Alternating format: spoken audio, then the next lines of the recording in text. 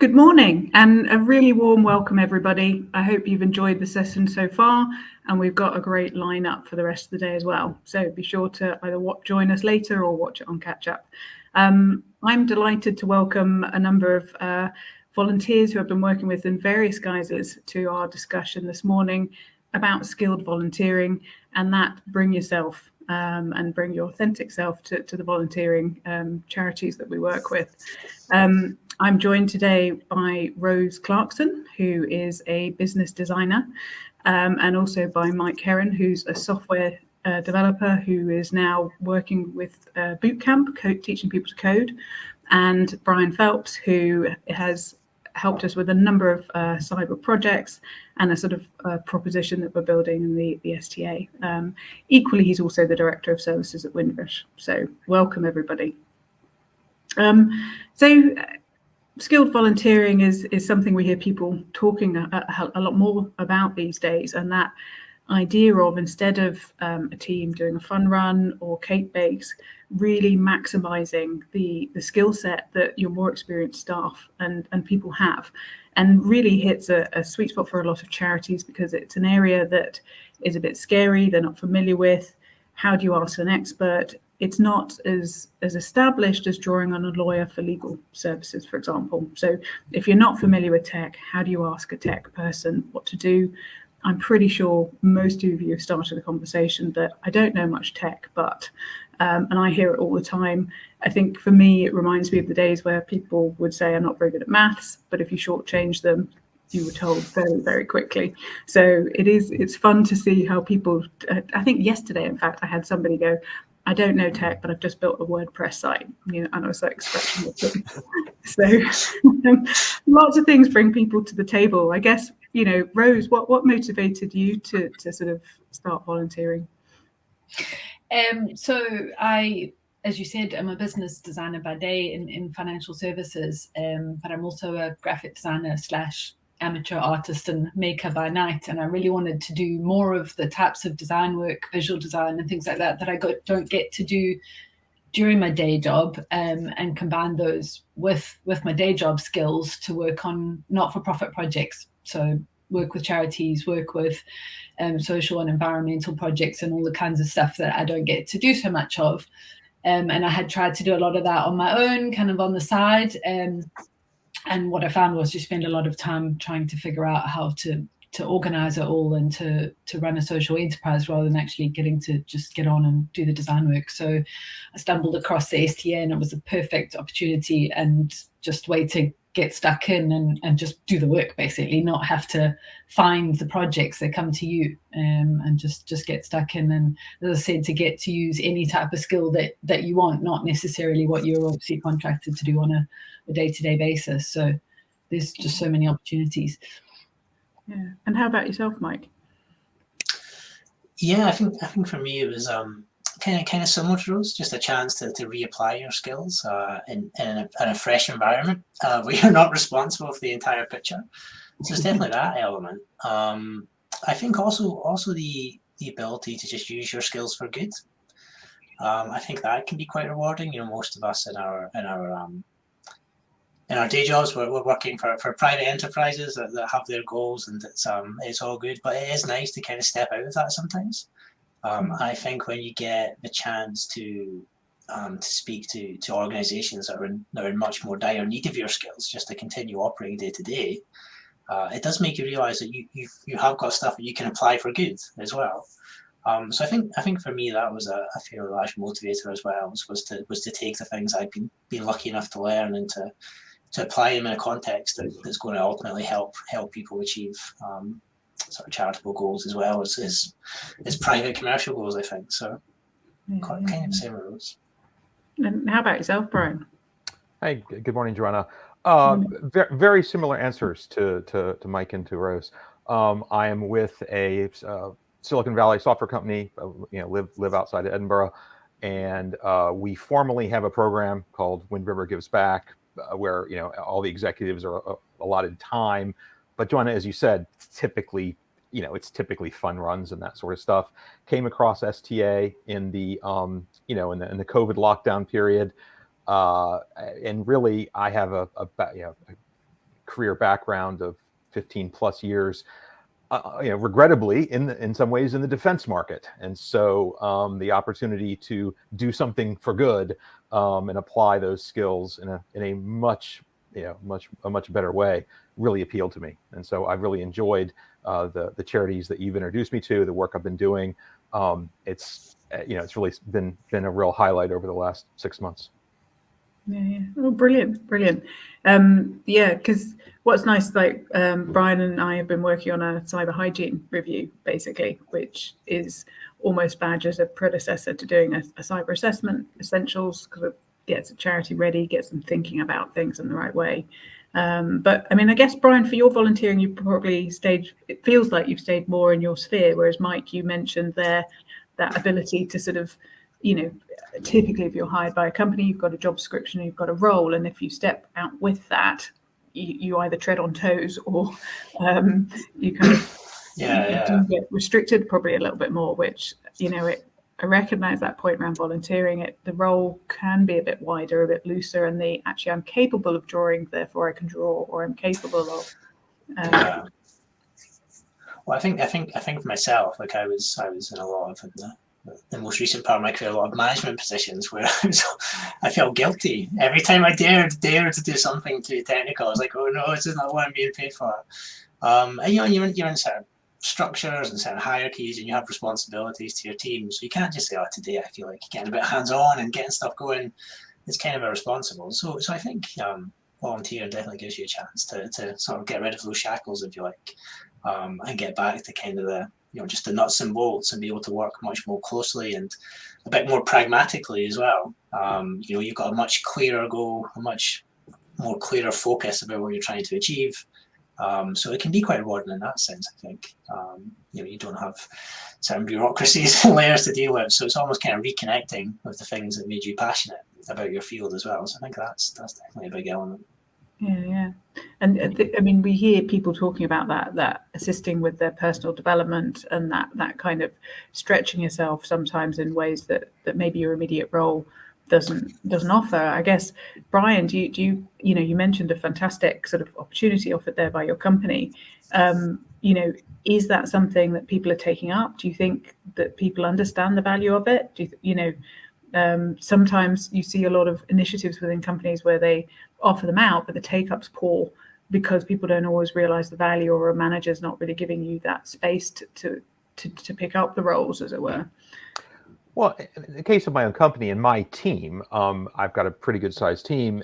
I think these individuals, they do take it up, but it tends to be my group in Germany, for instance, volunteered to help rehome beavers, which was forming dams, doing environmental damage. I mean, it's certainly a good cause, but rather far from their day job. What I really appreciated about the STA and the opportunities that Joanna, we've worked on with some of the charities, it was really applying my day job in a much more productive, societally productive way. And Joanna, you were involved in some of those early meetings. We ended up working with a charity whose, the opening comments were, we don't know anything about security. We don't know anything about tech. We've worried we've done this completely wrong. And actually, after weeks and weeks of working with them, they actually were in really good shape. They just didn't know it. And that was actually, for me, a lot of fun to see a project from, inception to delivery. Really enjoyed the process of doing that. Yeah. I'm just going to say that's another good point, but I actually meant to mention my last point. Is that I think what you can do as well is you can sometimes forget the value of the skills that you've developed, because you're working a day-to-day in an environment where everybody has these skills. So you take them for granted. And then sometimes, like what you were saying there, working with a charity, like sometimes when you go into a different environment where you work with people that don't have those tech skills, it kind of makes you realize, oh yeah, I do actually have something valuable to contribute. You can sometimes not quite be aware of what you know and how valuable it can be to some organisations. The other thing I've done outside of the STA is a running club in Dundee. And I've been a member of a running club for years, and they have a website. I've never thought anything of it, but basically if you needed somebody to help them work with a contractor through updating the website, and even just doing basic things like linking it to the Facebook account and stuff like that, Whereas they were unbelievably grateful that I could spend like 20 minutes on a Sunday configuring some WordPress settings. I was like quite taken aback. It's like, well, this isn't complicated. But of course, it's not complicated for me. But for charities and other organisations that just have never done that kind of thing, it's massively valuable. So again, I think that can kind of build into that sort of sense of sort of personal fulfilment that you might not appreciate until you do it, until you realise how much you actually do have to offer. Yeah. And I said the same thing to myself when I was thinking about, the unexpected benefits, things I didn't really volunteer to do, but I've got out of it. One of them was totally self-confidence stuff that I thought, oh God, yeah, actually I'm better at that than I thought. Or to your point, I didn't even know I had that skill, or that was a skill, that it was a valuable thing that I'm good at that somebody else needs. So yeah. There was a really lovely example of that, Rose, I think, with one of the pieces you did, where you sort of joined a team that had already been working the Girl Guiding app and put together a design brief. And, everybody was like, oh, wow, this has made all of these things much easier. And, it was really interesting seeing, because, companies work similarly, but not identical. So, it was a really nice, clean format that really brought good information to the table. And, I've seen loads of people in a completely flattering way copy that and kind of go, right, we'll do that again. We need one of them, which is that lovely sign of flattery as well, when it's worked with a team. We joke a lot in my job about how much business designers like PowerPoint, and it's finally nice to have that validated. Excellent. Good to see that was useful, and as you said, that it was repeated, that people could use that in other projects rather than just the one that I was working on. That was nice. Yeah. I mean, and I guess, it's great to hear loads of nice examples that sort of stretch in confidence, that kind of almost like a different mirror to maybe the mirror you get at work, where you kind of go, oh, wow, here's a load of things I can do and add to. But volunteering also is challenging. Do you know what I mean? I think all of you have been sort of working and doing other bits and pieces. So what are the biggest challenges you've found that you'd kind of advise somebody as a keep an eye on, watch out for, if they're sort of going there, oh wow, I would like to apply my skills and offer to help out? I think for me, it's probably the opposite of what I'm assuming most of us experience in our day job, is the time pressure. Like timelines are just completely different. So I'm used to, everything needing to be done yesterday, deadlines, and you just can't apply all of that when you've got a team of volunteers and everybody's doing it side of desk and has all their own, commitments and whatnot going on. So that kind of just having to accept that and make sure that up front when you're chatting to the clients, etc., that they're clear about that as well, so that straight away you set expectations and just get used to that quite different way of working. That a project might take a lot longer than it would normally, because everybody's chipping away at it when they can. So yeah, that was probably the biggest difference for me between that and doing it as part of the day job, getting used to that and figuring out what you need to do differently as a result, and what that means for the team, I guess, as well. So naturally then you're more likely to have team members come and go, and then that in itself brings other challenges that you have to work around, and things like the documentation are ways to do that. But yeah, definitely I would say don't expect that you will zip in, spend 2 days or a week and zip out, project done. It's not going to happen. But in a nice way, that means I've actually got to get to know people better, because you've spent longer working with them, and it's quite nice not to have to do everything yesterday. Yeah. How about yourself, Brian? How did you? What challenges did you? Very, very similar answer. It's all about time management. For me, it was carving out. Okay, I literally put in my work diary. Every Friday afternoon, I'm gonna carve out an hour during the workday on Friday to do status calls with you and the charity, and then usually time on the weekend, because we would the cadence. For the project I worked on is we would meet with the charity for a couple hours during the week, usually to query them on the status of certain things. And then on the weekend, I would go off and do research as to what state of the art, or what good look like for that technology stack. And so just, hey, getting into my company knew for a couple hours on Fridays I was busy, and my wife knew for a couple hours on Sunday afternoon I had something, carved into the schedule. Yeah, I think it is quite interesting. It's definitely probably one of the challenges we have, working with volunteers all in the STA, is everybody wants to know exactly how much time does it take. And it's nowhere near the same as I've got a team of 8, they're all full-time, therefore we know we've got X amount of hours to fill, because people have lives, they go on holiday, other things come up, so that kind of profile of availability is changing more than I've ever had in any career, basically. And it is really interesting. It forces you to work much more with what you have. And it is interesting that you mentioned documentation, Rose, because you could almost drown and have beautiful documents and do nothing, which is a business problem as well. But there is that balance of how do you keep it lean enough for people to step in and pick stuff. Mike, we were trying to do that with the development tasks, and it's a huge challenge. So I think setting expectations was the phrase you used, Rose, and that's exactly it. But I think the other thing that's tempting to do is to come in and say, well, I've got these processes, these structures that have worked for me in the past, so I'm going to apply them here.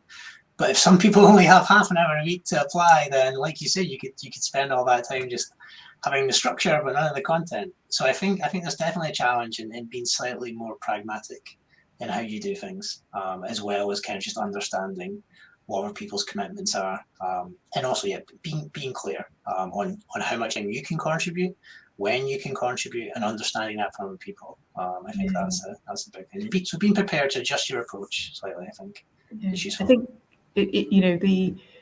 what we find is it's really easy to work with volunteers that are open and honest about that, sort of in terms of expectation. This is the time I have, and this is when I can be free, because that becomes a sort of habit that then carries on with all sorts of other stuff, where then somebody's also come to, I couldn't pick that up this week because XYZ happened as well, without everybody kind of huffing and puffing or getting frustrated. And you do really see really warm reactions to people kind of going, well, this is what I can do, which I think is an invaluable skill to take back to the workplace. There's always that, oh God, I don't have enough time to do it, or I don't know how to tell them it might come late, and it is something definitely as you get sort of more experience, you just kind of do. But definitely a younger me was, I just hated having to say I wasn't going to meet a deadline, and it was, it was awful, and you would do everything you could to avoid. But there is an art to playing back that information in a good and constructive way, which I do think volunteering gives you. Especially if you're sort of less used to doing that. But there was another point there, Mike, you were sort of saying when we were setting up the structures and stuff like that. It's been fascinating seeing how people evolve the longer they spend volunteering. From that, everything I had at work will work in a volunteering environment. And it is different. I mean, I, on a personal level, don't think I've worked in teams with as diverse skill sets either. So as a product of a graduate training scheme, I was, I started work in a graduate scheme of everybody who'd finished university within the same year or year before me, basically. And, we ran down the racetrack as quickly as we could. There was no way you met people who had, retrained, reskilled. You were very siloed into that group. And what I've noticed with the skilled volunteering is where people have time in their lives changes. So we've had a few people who are returning from having kids and are kind of going, here's the window. So you get the emails super early after they've fed the baby and they're happy, and then kind of they don't want to do anything in the evening because they're exhausted, or people who've taken time out. And Colin, actually, who's working with us on the volunteer app, has been building. So he turns up covered in gravel sometimes with a pencil behind his ear, and his availability, and he's just looking at it as a kind of get skills back into going back to work. Did you find that? Have you guys found that diversity as well? Yeah, definitely. Sorry, one second.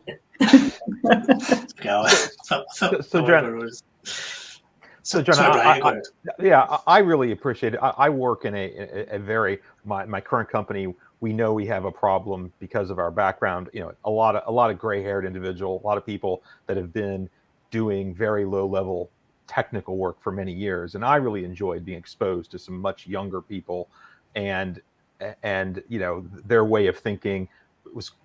Their way of thinking and bringing energy to the problem is just very different than the group of people I work with day in and day out, and really enjoyed that and look forward to doing more of it, because I just don't, in my current day job, I don't get exposed to that very, very often. Yeah, totally. So that's more or less what I was going to say before I had a coughing fit.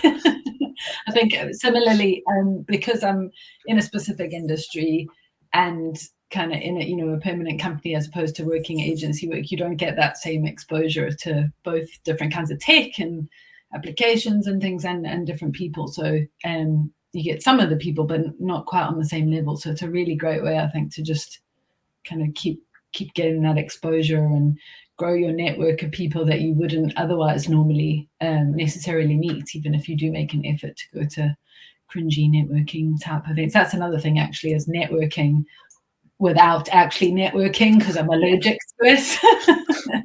I've loved meeting people when you just work with them and you just get to know them in the good old-fashioned normal way rather than standing with awkward wine and cheese. I think it is quite an authentic way. Yeah. Sorry. I would have never met Matt, and he's such a character. So you know, that really enjoyed that. Yeah. I think that's a really nice point, which I probably hadn't clocked personally before.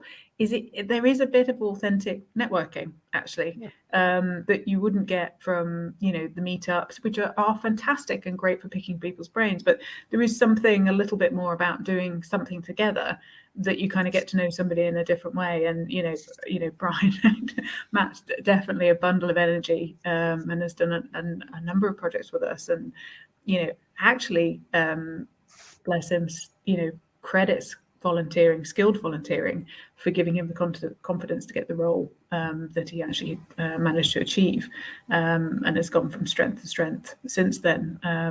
You know, but that's quite nice, because you know, Matt's a good example of somebody who had a career and did a career change, and we do see a lot of them in the tech army as well, through the sort of pathway from Code Clan.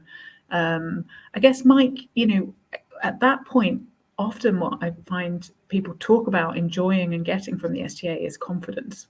You know, because with your code camps, do you see that kind of lack of confidence sort of coming through the teams, or? Oh yeah, totally. Even some of the best students, some of the students that are obviously much smarter than I am. It's surprising they kind of go in this. You know, we have this kind of confidence curve that we show people when they join the boot camp, and it's like, you know, it's going to be great. It's going to be when you're going to hit this pit of despair, and you're going to be okay again. But then what happens? And with the class I've got just now, they're probably 4 or 5 weeks away from finishing the boot camp, and now that realization has hit, it's all kind of became real, and they're all like, oh God, we're going to have to go and get a job and go into industry. And yeah, you're spot on. We do suffer a lack of confidence. So certainly, in the context of volunteering, I can see, you know, that story you've just told there about Matt was, I can see how relevant that would be. Getting the chance to take what you've learned in an educational environment, which by nature is very controlled, it's very structured, and actually go and do some skilled volunteering and deliver real projects that solve real problems. I can completely see how that would be valuable to people coming out of boot camps. Just getting that chance to show yourself, oh, here's what I can actually do. These things I've learned, I can actually apply them and solve this problem. And also get that feedback cycle a bit quicker as well. Because sometimes when you go into a company and you're working on like a big SaaS product or something like that, big company, you might spend months or maybe even years developing stuff before it actually goes to a customer. So that's another benefit of skilled volunteering. You can actually work on these little projects, high frequency, deliver things constantly, and you get that better learning cycle and that better validation of what you've learned. So yeah, 100%. I couldn't agree more on that, to be honest. I think that's also a benefit for companies, just as you were saying. I was thinking there's some of the kind of grads that I've met through the process. Well, I've been thinking, oh God, they're putting all of us alleged professionals to shame. And then that made me think, I wonder if there's any opportunities in my company that I could go and put that person forward for. So there's like kind of another access to talent. I think that, you know, if we're going out and we're meeting people and finding people who, like you said, the best students or the ones that have got real talent, then, you know, there's opportunities there that you wouldn't otherwise get to find those people and to hopefully find opportunities for them. Yeah, definitely. And even in terms of building your portfolio, being able to say, here's some real project I've delivered, like the amount of graduates as a recruitment manager, the amount of graduates I interviewed and their CV was like, here's the course I did, that's it. So I always tell people I want to see some real projects, some actual code that you've developed, but then being able to, on top of that, go even further and say, well, here's a product I delivered for somebody. That's gold. That's immediately going to put you in your job search above so many other graduates in the same place. Yeah. So Joanna, in my day job, I am a hiring manager. I've got multiple recs open right now, and what Mike said is bang on correct. It is, you know, seeing a new grad CV, if he's got experience of I delivered this for this charity and this for this charity, that's the equivalent to me of job experience, frankly. And as a volunteer, and it, you know, Joanna, I've been transparent with you when we've met. As a volunteer, I am looking for the opportunity as a networking, as a way to network with some more junior, you know, some junior new grads. I'm hiring. And so I am both donating time here, but being very transparent. I would love to meet some junior staffers that I can bring on board in professional work. So I'm both giving back, but I'm, you know, trying to do something for my company as well. Yeah, it's really good to hear that there is that realization of volunteering really being that value, because I think, you know, obviously I'm knee deep in on a daily basis, and you do suddenly realize actually sticking your, you know, it took me a while before I realized that I was pulling together teams of strangers that hadn't really met before. They couldn't go and talk by the coffee machine and say, God, that's a bit weird, isn't it? Or whatever it was, where you just kind of do that, wow, what am I getting involved in? So, you know, you really are jumping in 2 feet. That confidence is quite a stretch for most people anyway. But to then be a bit of a self-starter and have a go is actually quite a big leap from, you know, like you were saying, Mike, that structured, today you're doing this and at 3 o'clock you stop. So, you know, learning to do stuff yourself is probably something I didn't learn at work. I probably learned traveling, actually. And that kind of like, well, if you're not going to get yourself to that temple, no one else is. And you just suddenly realize that your life is driven by what you get yourself to do, sort of thing. You know, and it's come later in work, as it were, but part of that's probably due to being on training schemes as well. So, you know, I swapped one sort of framework for another.